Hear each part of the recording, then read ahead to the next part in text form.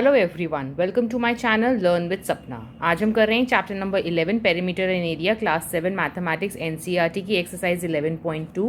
We are going question number 2 now question number 2 में यहाँ पे हमें ये ट्राइंगल्स दिए हुए हैं, we have to find the area. Let's see the first part में क्या है, हमारा ट्राइंगल इस तरह से बना हुआ है। ये एक परपेंडिकुलर आ रहा है विच इज़ 3 सेंटीमीटर और ये जो बेस है हमारा that is 4 centimetre, right. Normally जब हमने फर्स्ट पार्ट में आपने प्रीवियस वीडियो में देखा होगा, जब हम पैरेललोग्राम करते हैं तो पैरेललोग्राम के केस में क्या होता है, हमारा एरिया हो जाता है जो भी हमारा परपेंडिकुलर हाइट आ रही है, हाइट इनटू द बेस, जिस बेस पे आ रही है। Now since we are talking about triangle, triangle क्या होता है, ये 2 हाफ में डिवाइड हो जाता है टोटल एरिया, तो दिस विल बिकम हाफ। तो ट्राइंगल का एरिया कितना होता है, area of triangle is half into base into उसके ऊपर जो परपेंडिकुलर हाइट आ रही है, यही हो जाता है हमारा एरिया। तो in this case it is half into base कितना है हमारा 4 सेंटीमीटर इंटू हाइट कितनी आ रही है हमारी 3 centimetre. This and this do cancel, 3 into 2 is 6 centimetre square. तो ये हो जाएगा हमारा area for the A part. Similarly B part में अब यहाँ पे क्या हो रहा है, ये इस तरह से ट्राइंगल दिया हुआ है, इस पे परपेंडिकुलर हाइट दी हुई है, ये बेस हमें दिया हुआ है 5 centimetre and this perpendicular height is 3.2 centimetre, right. अब यही हमें ध्यान रखना होता है, जैसे हम पैरेललोग्राम में करते हैं कि जहाँ हम हाइट ले रहे हैं वही वाला बेस हमें लेना होता है, राइट। बेस इंटू हाइट अगर हम करते हैं तो जिस साइड पे हम बेस ले रहे हैं उसी के ऊपर परपेंडिकुलर हाइट आनी चाहिए, whether it is this side, this side, this side, कोई सी भी हम साइड ले सकते हैं, लेकिन परपेंडिकुलर हाइट उसी के ऊपर होनी चाहिए, राइट। तो जैसे इसमें भी हमने जो ये हाइट परपेंडिकुलर ली है वो इस वाले बेस पे ली है। नाउ यहाँ पे क्या हो रहा है, हम इस वाली साइड को ले रहे हैं ट्राइंगल की जिसके ऊपर परपेंडिकुलर बेस आ रहा है। तो again area since it is a triangle, तो हाफ इंटू बेस इंटू उसके ऊपर जो हाइट परपेंडिकुलर आ रही है।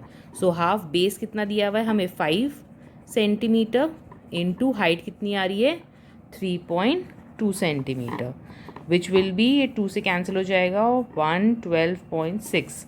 सो 5 into 1.6 which is 6 5 33, 5 1 5 8, 8.0 which is 8 centimetre square. तो इसका एरिया हो गया 8 centimetre square. Now moving on to the third part, इसमें हमारा ऑलरेडी एक राइट एंगल ट्राइंगल बना हुआ है विच इज़ परपेंडिकुलर, ये है लेंथ हमें दी हुई है 4 और बेस हमें दिया हुआ है 3। Again area will be half into base into height. अब यहाँ पे ये ऑलरेडी परपेंडिकुलर है, राइट एंगल ट्राइंगल है, so we need not to draw a perpendicular on the base, ये ऑलरेडी राइट परपेंडिकुलर है। सो हाफ यही हमारी हाइट हो जाएगी इंटू 3 हमारा सेंटीमीटर बेस है, हाइट क्या है 4 सेंटीमीटर। नॉर्मली हम साइड के ऊपर परपेंडिकुलर ड्रॉ करते हैं, अगर हम ये वाली साइड ले रहे होते तो हम इस तरह से एक परपेंडिकुलर इस पर ड्रॉ करते, बट ये ऑलरेडी परपेंडिकुलर आ रहा है ऑन दिस साइड, तो ये जो साइड की लेंथ है ये हमारी हाइट हो गई।